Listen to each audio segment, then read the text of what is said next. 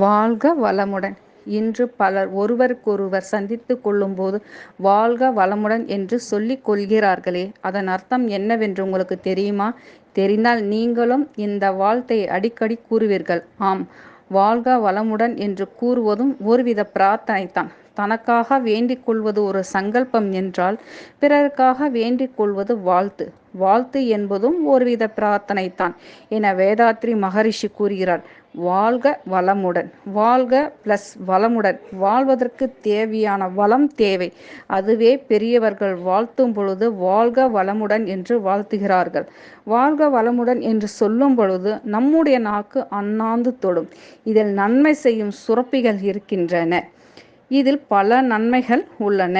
இதனால் நமது உடலுக்கு தேவையான சக்தி கிடைக்கின்றது. உங்கள் வீட்டில் வயதானவர்கள் இருந்தால் அவர்களிடம் உங்கள் பிள்ளைகளை வாழ்க வளமுடன் என வாழ்த்தச் சொல்லுங்கள். இப்படி அவர்கள் அடிக்கடி கூறும்போது அவர்களுக்கும் ஒருவித பாசிட்டிவ் வைப்ரேஷன் கிடைக்கும். இதனால் அவர்களுடைய உடல் நலமும் சீராக இருக்கும்.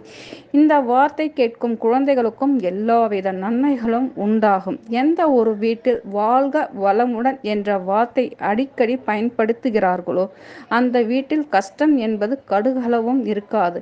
நன்மைகள் பல உண்டாகும். குழந்தைகள் ஏதாவது ஒரு தவறு செய்தால் அவர்களை தேவையற்ற வார்த்தைகளால் திட்டுவதை விட்டுவிட்டு வாழ்க வளமுடன் என்ற வார்த்தையை மட்டும் கூறி வாருங்கள்.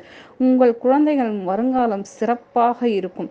எந்த ஒரு கெட்ட நபரையும் வாழ்த்தின் மூலம் நல்லவர்களாக மாற்றிவிட முடியும் என்கிறார் வேதாத்ரி மகரிஷி. உடல்நிலை சரியில்லாத வயதானவர்கள் வாழ்க வளமுடன் என்னும் வார்த்தையை அடிக்கடி சொல்லி வந்தால் உடல் நலம் முன்னேற்றம் ஏற்படும். எத்தனை வளம் இருந்தாலும் அதை அனுபவிக்க உடல் நலம் மிகவும் அவசியம்தானே.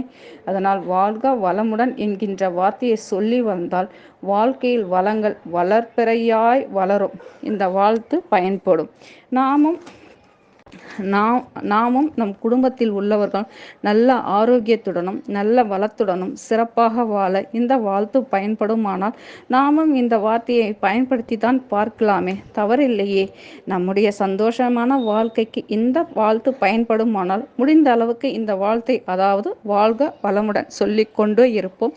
சந்தோஷமாக இருப்போம். வாழ்க வளமுடன்.